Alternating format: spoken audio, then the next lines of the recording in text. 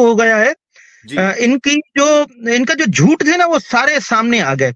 जी इनको जी। जो राइटिंग जो दिया करता था एपी सिंह साहब, वो हम्म सारी सामने आ गई।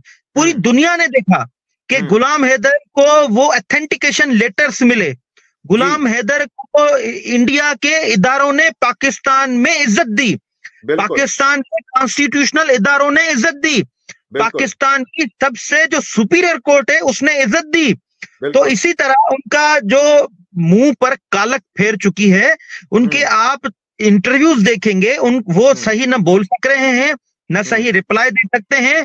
वो हम्म। अजीबोगरीब हरकत, जैसे नाना पाटेकर और दीगर जो इंडिया के बेहतरीन अदाकार एक्टिंग करते हुए वो शोला बयान जो अदाकारियां करते थे, वो अब देखेंगे एपी सिंह साहब वो अजीबोगरीब एक्टिंग करते हुए जो है वो बयानात जारी कर रहे हैं।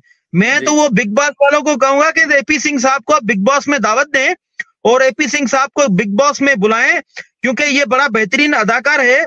या तो मैं हम्म करण जौहर साहब, जो बाकी जो सुभाष घई वगैरह जितने भी थे, उनको मैं कहूंगा भाई इसको अपनी फिल्म में कास्ट करें। जी। हमारे पास ऐसी वकालत नहीं होती है, हमारे पास हम्म, संजीदा वकालत होती है, जैसे फयाज रामे करता है, जैसे जी रोशन अली अजीम करता है। हम ये बिल्कुल। एक्टिंग वेक्टिंग नहीं करते।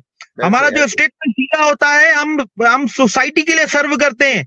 हम बिल्कुल। ऐसे को नहीं है केस लेते कि जैसे दिल्ली रेप केस के निर्भया के हम्म जैसे जगह कातिल लोग हैं, हम उनको बचाने के लिए हम जो है 6-6 7 साल तक हम केसेस चलाएं। हमारी ऐसी वकालत नहीं होती है। मैंने बिल्कुल अपने कैरियर में किसी रेपिस्ट का केस नहीं लिया है। मैंने बिल्कुल। अपने कैरियर में किसी भी मर्डर का केस नहीं लिया, किसी भी नशावर बेचने वाले का केस नहीं लिया, कब्जाखोर का केस नहीं लिया है भाई। हम हमारे पाकिस्तान में हम सोसाइटी के लिए सर्व करते हैं, हम इंसाफ की फराहमी के लिए काम करते हैं, मजलूमों के लिए हम काम करते हैं। हमारे पाकिस्तान में ऐसी वकालत होती है। और बिल्कुल। ये तो काला धब्बा है। इंडिया में हम्म जितनी वकालत जो कर रहे हैं, मैं हम वकीलों की इज्जत करते हैं, हिंदुस्तान की हम्म अदलिया की इज्जत करते हैं, इंडिया की बार हम्म काउंसिल्स की हम इज्जत करते हैं। इंडिया में हम्म बड़े अंबेडकर साहब जैसे बड़े महान वकुला हैं, हम्म अधिवक्ता अंबेडकर साहब हम्म जैसे। मेरी हम्म ऑफिस में अंबेडकर साहब की फोटो लगी हुई है। हम हम्म हिंदुस्तानी वकुला की बड़ी इज्जत करते हैं। लेकिन हम्म। ये शख्स जो है ये काला धब्बा है, ये काला धब्बा है वकालत में।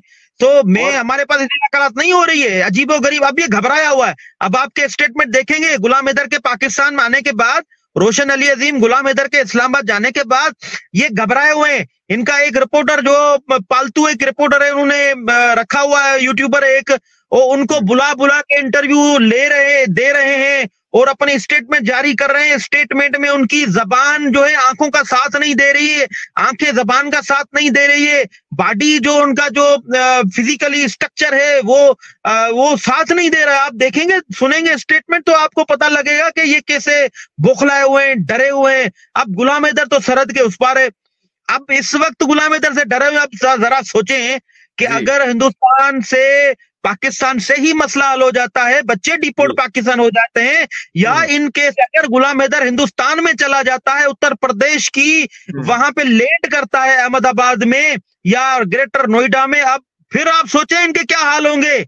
ये अच्छा जो सर, है फिर इनकी टांगे जो है ना जमीन पे नहीं रुकेंगी। बस इनकी टांगे कांप जाएंगी या कांपे टांग इनकी जाएंगी। टांगे टांगेगी, इनकी टांगे नहीं कांपेंगी, इनकी कांपे टांगेंगी। आप देखेंगे जी और जी पूरा जी हिंदुस्तान देखेगा कि ये जी जी। निर्भया जो केस में पूरे हिंदुस्तान को 6 से 7 साल तक जिस बंदे ने तरसाया है, उसका हम्म बदला रोशन अली अजीम लेगा। हिंदुस्तान की सरजमीन पर उतरकर, जी हिंदुस्तान की सरजमीन पर उतरकर हिंदुस्तानियों का दिल रोशन अली अजीम खुश करेगा।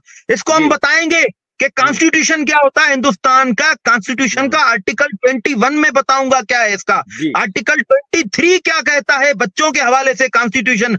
हम बिल्कुल। हिंदुस्तान के संविधान, हिंदुस्तान के कॉन्स्टिट्यूशन को सामने रखते हुए इनको बताएंगे कि आप देशद्रोही हो, आप हम्म कॉन्स्टिट्यूशन संविधान की वायलेशन करने वाले आप खुद हो। हम्म। आपने हिंदुस्तान के संविधान की आर्टिकल 21 की वायलेशन की, जी आपने बिल्कुल। हिंदुस्तान के संविधान के आर्टिकल 33 की वायलेशन की।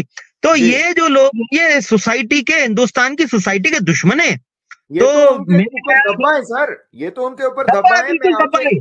जी एक और मेरा जो सवाल है आपसे वो ये है कि ये इल्जाम तराशी, देखें इस तरह के लोग सर इल्जाम लगाने में और चीजों को गदला करने में, पानी को गदला करने में और अपना गलत नैरेटिव बनाने में बहुत ज्यादा जो है ना ये लोग माहिर होते हैं, चक्कर देते हैं ना। असल बात ये है, अब इसने एक कल जो स्टेटमेंट दी वो बड़ी अजीब और गरीब थी कि गुलाम हैदर जो है वो बच्चों की गलत उनको तरीकाकार बता रहा है कि मेरा बच्चा सचिन को ये कर देगा वो कर देगा। अबे ये बताइए कि वो बच्चे, बात इस पे होनी चाहिए कि वो बच्चे हैं किसके, ठीक है। ये क्या नाना लगता है बच्चों का, मामा तो बन के बैठा हुआ है लोगों के प्रेशर पे।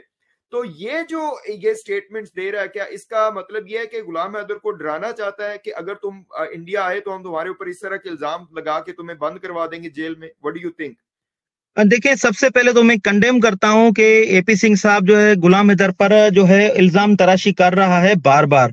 देखिए, सबसे पहली इल्जाम तराशी तो गुलाम हैदर की ये कर रहा है कि गुलाम हैदर यहाँ पर तीसरी शादी करेगा, चौथी शादी करेगा। देखिए, गुलाम हैदर का राइट है, शादी कर सकता है, उसका राइट है, क्योंकि हम इस्लामिक कंट्री हैं और इस्लाम में 4 शादियां जायज हैं। वो शादी कर सकता है, इसमें कोई दो राय नहीं है। अगर करे तो उसका वो अपना पर्सनल डिसीजन है, ना एपी सिंह साहब का जाए, ना मेरा जाए, ना डॉक्टर शुजात का। और इसलिए उस पर पर्सनल लाइफ पे डिस्कस करना एपी सिंह का वो अच्छा नहीं है। दूसरी बात यह कि एपी सिंह साहब कहता है कि गुलाम हैदर कहता है कि मेरा बेटा वो सचिन मीणा का पेट फाड़ेगा, उसको कत्ल करेगा। मैं कंडेम करता हूं, ऐसी कोई बात गुलाम हैदर ने नहीं कही है। नहीं गुलाम हैदर ऐसा जो है क्रिमिनल माइंडसेट है, नहीं गुलाम हैदर जो है ऐसी बात कह सकता है। मैंने गुलाम हैदर के साथ 4 से 5 दिन 6 दिन गुजारे हैं पर्सनली। गुलाम हैदर को मैं पर्सनली जानता हूं कि कैसा वो मोहब्बत देने वाला खुददार शख्स है।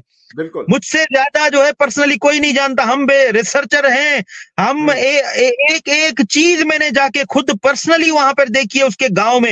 ये वहां पर कहा गया कि लड़कियां वहां पर बांधी जाती हैं रस्सों से, कोई लड़की बांधी नहीं थी। मैंने अपनी आंखों से लड़कियां वहां पे देखी जो खेतों में काम कर रही थी, रक्षा में घूम रही थी, अपने मियां खावंद भाइयों के साथ मोटरसाइकिल पे घूम रही थी जी। सब्जी लेते हुए मैंने देखी, पकोड़े, आलू, टमाटर लड़कियां लेते हुए मैंने देखी वो गुलाम हैदर के गांव में।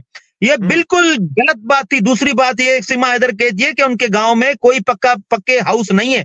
भाई मेरे, आप मेरी वीडियो देखेंगे उनके गांव की, मैं जिस उनकी हम जो गेस्ट हाउस हम सिंधी में उताक बोलते हैं, आप वो उताक देखेंगे, गेस्ट हाउस देखेंगे, वो भी पक्का बना हुआ भाई। उसके घर पक्के बने हुए हैं, बड़े खुशहाल लोग हैं, उनके पास ट्रैक्टर ट्रालीज हैं, उनके पास जमीनें हैं, पढ़े लिखे लोग हैं। वो जहालत का कोई वहां पर सिस्टम ही नहीं है। मैं अपनी आंखों से देख के आया हूँ भाई। कोई डिफेंस प्ली अच्छी लें, आपकी सारी जितनी डिफेंस प्लियां थी वो खत्म हो गई, मिट्टी में मिल चुकी। सबसे बड़ी डिफेंस प्ली तो ये थी, गुलाम हैदर ने तलाक दे दी, उसके बाद में आ गई, वो तो आपका मिट्टी में मिल चुका। पाकिस्तान के अदलिया ने, पाकिस्तान के बड़े इदारों ने आपको तो खाक में मिला दिया। अब आपके पास बचा क्या है? एपी सिंह साहब इस पे क्यों नहीं वीडियो बनाता? सीमा हैदर क्यों नहीं वीडियो बनाती? इसको डिफेंस क्यों नहीं करती? नहीं करेंगे, इनके पास कुछ नहीं बचा। सर एक और बात यह है कि देखिए, अगर गुलाम हैदर ने